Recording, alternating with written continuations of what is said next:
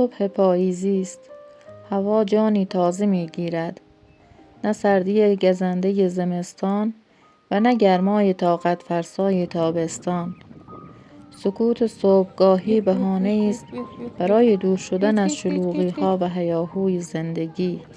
هر صبح نوید بخش آرامش و سرآغاز دوباره است. این آغاز نه فقط برای روزی تازه، بلکه برای فصلی نو و حتی برای دگرگونی درونی است.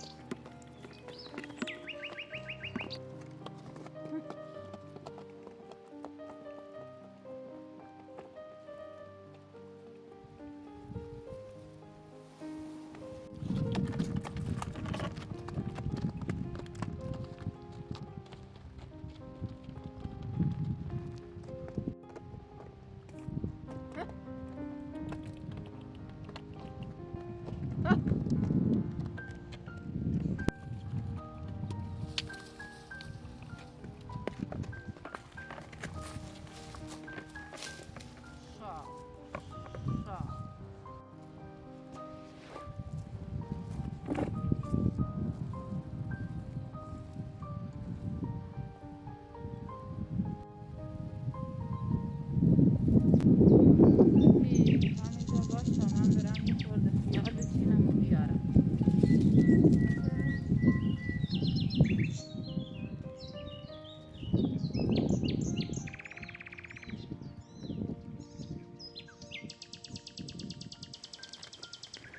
با قدم گذاشتن به حریم مزرعه، اولین چیزی که جلب توجه می کند، ردیف‌های منظم خیارها خودنمایی می کند. سبزی تازه و پرتراوت که زیر نور کمرنگ صبح می درخشد. چیدن هر خیار یک گفتگوی خاموش با طبیعت است. یک پیمان با تراوت و بی پایان.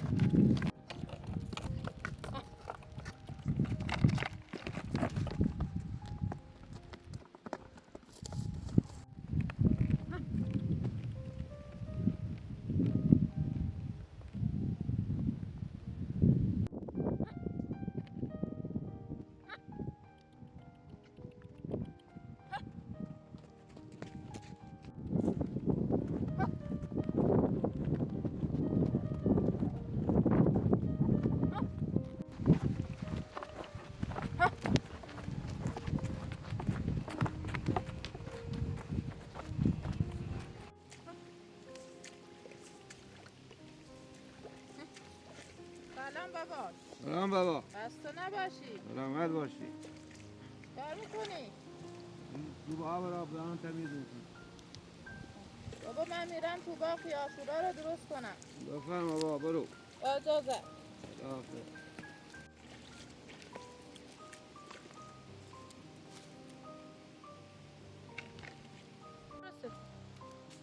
برو. سفید بپر.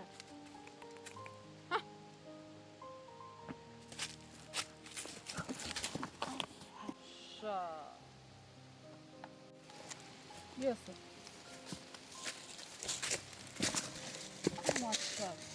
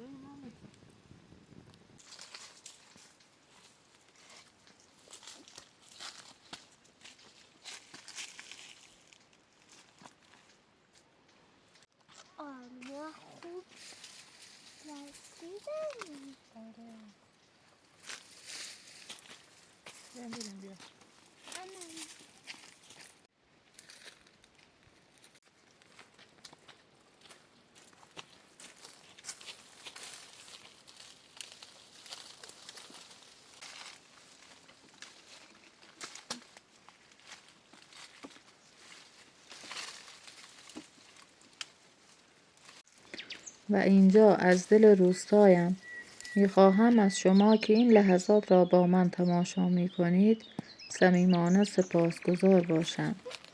دعایم این است که خداوند دل‌های شما را همیشه آرام، سفره‌هایتان را پر و روزگارتان را پر از نور و برکت نگه دارد. با عشق، سحر.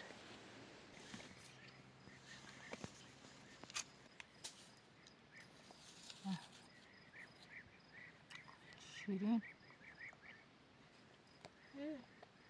عجب سی.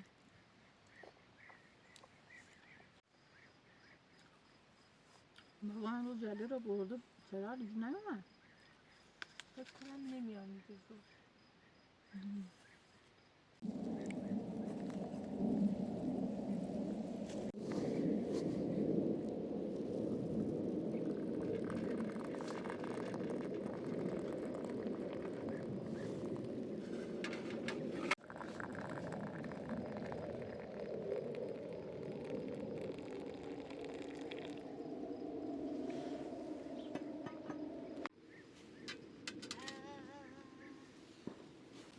دست در نکنه آبجی. نوش جونه.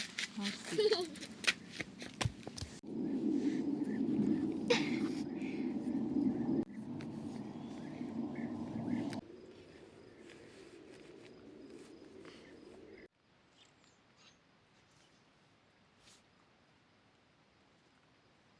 Baba, şey de ya. Hiç var güne ya.